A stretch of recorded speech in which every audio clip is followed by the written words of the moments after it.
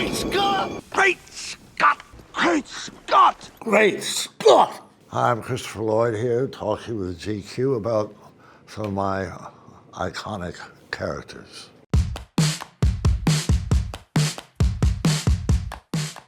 Back to the Future.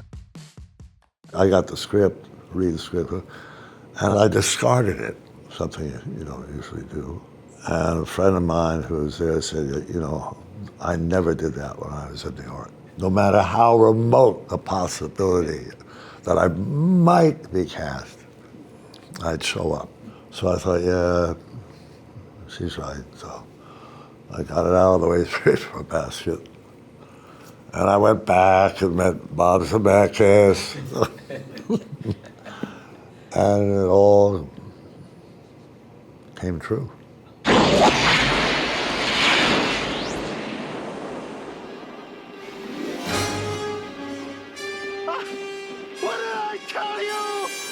88 miles per hour! He was always like 1 second away from a crisis, and the whole universe as we know it will collapse if you mess up the time-space continuum. So there's that pressure, and also I used to read about scientists like Einstein. I read Einstein biography and a couple of others. People get so involved, in something, and then they're getting on a bus, and bingo, E equals MC squared, And I felt the doc had a lot of that in him. That was the day I invented time travel. I remember it vividly.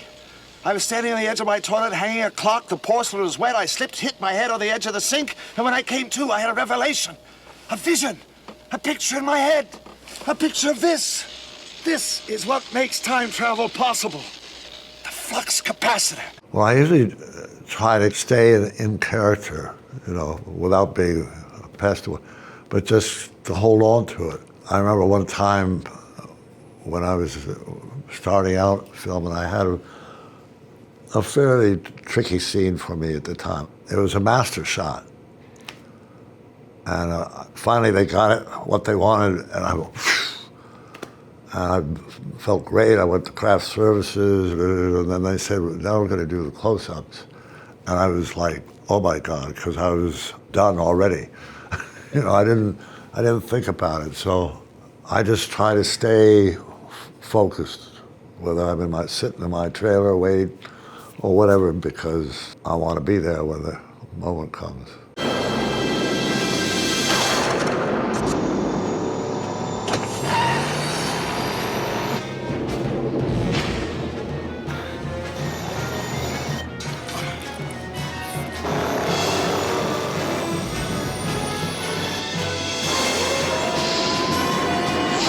I did not do that.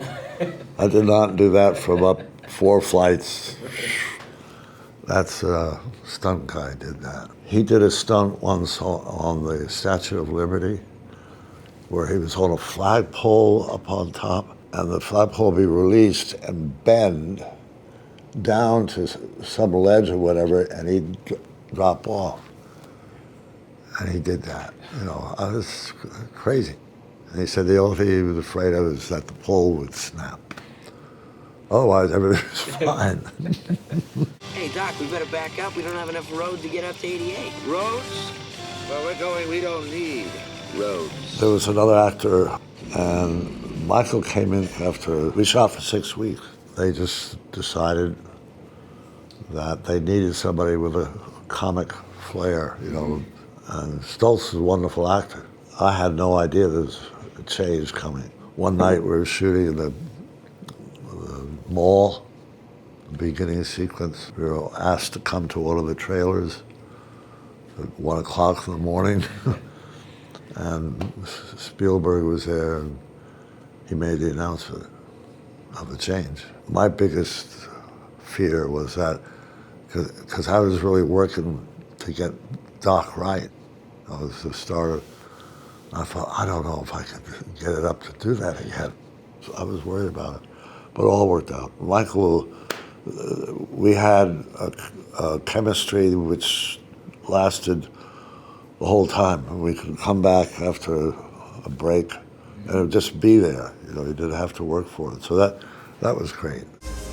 Your future is whatever you make it. So make it a good one. Both of you. We will, Doc! Stand back! You know, 3 or 4 or 5 years, it sank in that this just doesn't stop. I mean, kids who saw it when the film first came out grew up and had kids they began their lives with it. And so many people have come up to me and saying how I made their childhood, or the film made their childhood, or they became engineers or scientists or surgeons or whatever from the effect of the film on them. And nothing else I've done has had that kind of impact.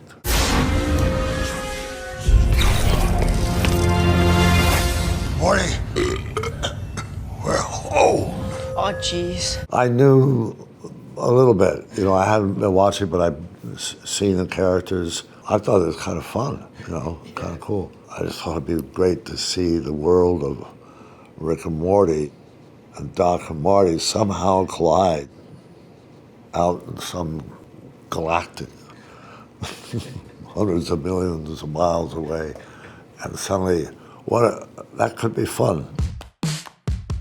One Flew Over the Cuckoo's Nest. I went to New York right out of high school, and I was in New York until Cuckoo's Nest, until after it opened. And I just got to a point where I felt some actors don't make the transition from theater to film. And that maybe, because I went up for films. I'd be sent up, nothing. And then they came to New York to cast One Flew Over the Cuckoo's Nest. I was submitted, auditioned. I may have auditioned twice, I'm not sure. And then that's that. You know what, Hardy? I think you're some kind of morbid asshole or something. Asshole. Makes you feel peculiar. Been talking about your wife ever since I can remember. You know, she's on your mind and blah, blah, blah, blah. It was great because I think most of us were there about 2 weeks before we started shooting, and we go to the various areas of the facility, people in for different levels of emotional problems. And we sat in on meetings, actually, like the ones in the film. So it was great. It was really helpful. It was said that over time, we were there for 12 weeks, many of the staff felt some of the cast needed to be institutionalized. Look, come on. I can be pushed just so far, see? Play the game. You touch me once Play more. the game. Just touch me once more. Just once more, huh? Just once more. Just touch me once more. Play the game, Hardy. Just touch me once more, you... Oh, Jesus! So they had to completely shift the schedule around. But I remember when we picked up the scene again after he came back, which was about maybe 3 weeks later or whatever, I couldn't get into the groove. I couldn't get back there. I couldn't find my way back into the scene. I was aware of it. Nicholson kind of came over to me, just, you know, nonchalant, he was messing around. And he said something to me that put me right back there, right back in the scene. I was like, saved.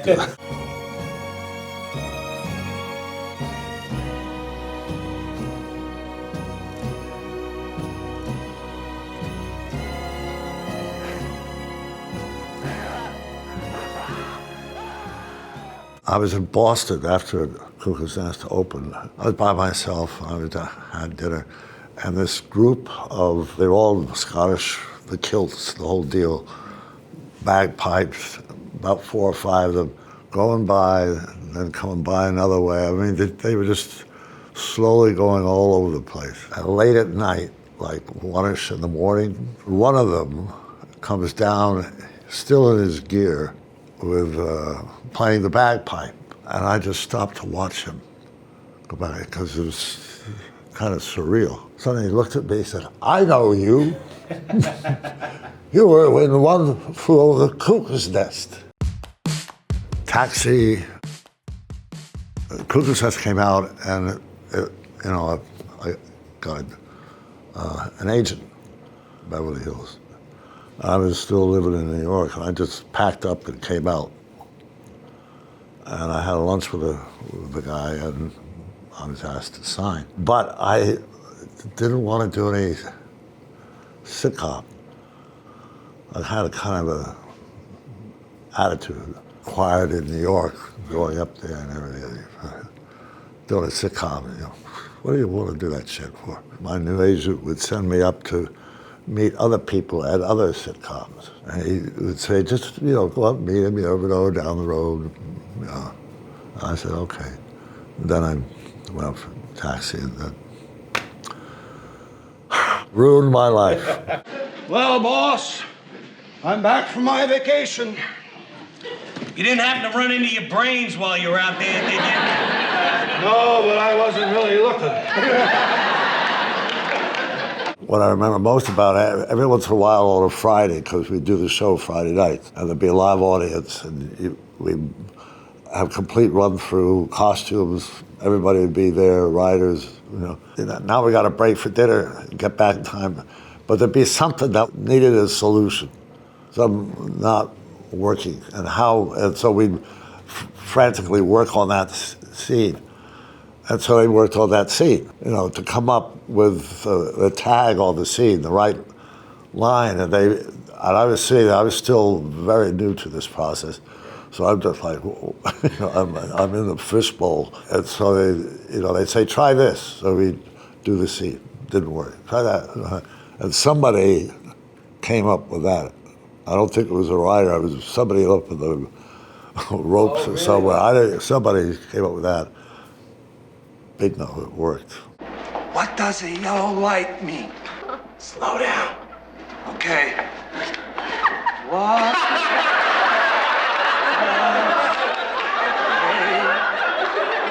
Yellow light mean? Slow down. Okay. What was that like working with Tom Hanks? We didn't have any direct conversation, but we were bouncing around. As I remember, kind of in somebody's room at Harvard being assholes. Don't you understand, huh? I mean, all the studying, all the books, in all the libraries, and all the gymnasiums. I forgot my thoughts.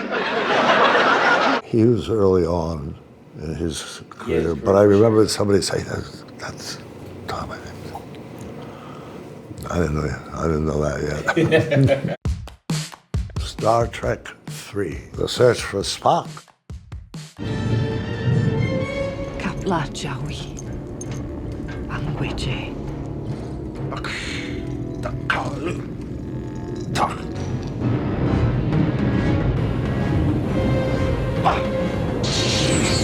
It was kind of a trip. They actually had a book, a dictionary of Klingonese.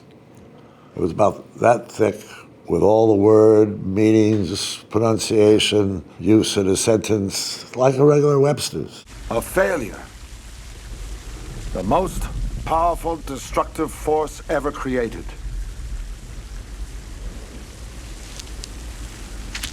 You will tell me the secret of the Genesis torpedo. I have no knowledge. Then I hope pain is something you enjoy. How do you feel you've been able to get into the mind of these more villainous characters? Well, maybe I'm a repressed criminal. It's just an outlet. I don't know, I enjoy it. Give me what I want, and I'll consider it. You fool, look around you! The planet's destroying itself! Yes, exhilarating, isn't it? I mean, Captain Kirk, with that stuff I was wearing and the look of the face, and I have struggle with a huge worm and all that. I mean, that's kind of fun. The Tender Bar. Well, I got a call saying that I was being offered this role, and I got the script. I read the script. I found my grandpa. I felt I could do something with that. I liked the character, so I was very excited. you all end up back here. You are a stingy, crazy old bastard. You are not stingy with money. Haven't got any. You are stingy with love. I didn't do that. Girls become wives and mothers. That was his point of view. You became one of them. Oh, shut up, you old turd! He bought this house. He does nothing to improve it or take care of it. And he has a family, none of whom seem to be able to make enough money to have their own house. So they're all in there, and it's not what he wants. He wants them to do as well as they can under the circumstances. And I just feel he feels a lot. He feels for them, whether it's the kid or his wife, or brother, whoever. He feels for them. But it's hell a lot of the time. It's from a woman who earns $30 a day. And after college. At Harvard or Yale, you are going to law school. So you can sue your father for child support. No, so he can help you with your fines about the septic tank. I like, how diverse vampires farting away. I haven't seen one of those around. So I feel I broke new ground, and I love that about him. And in the novel, there's some little pieces about him that aren't in the film simply, because they couldn't put everything in there. But yeah, he's a piece of work. Our educational system, and indeed our society as a whole, was destroyed in the 19th century by the German influence. Really? Ability as a concept turned into a mechanical, empirical construct. But he really does love the kid and really sees potential there. And he tells the kid, your mom's got something there that's going to be taken out. Be nice to your mom. He's got a heart. Regardless of the system in place, he's the likeliest to be able to leave my house on his own abilities. It's like working with the A-team. They just, all of them are so wonderful, so talented, so committed, all of us to George. That was wonderful. I mean, you do your work, come in prepared, and he just brings it out. There's a lot of heart from everybody, which I think makes the film so good.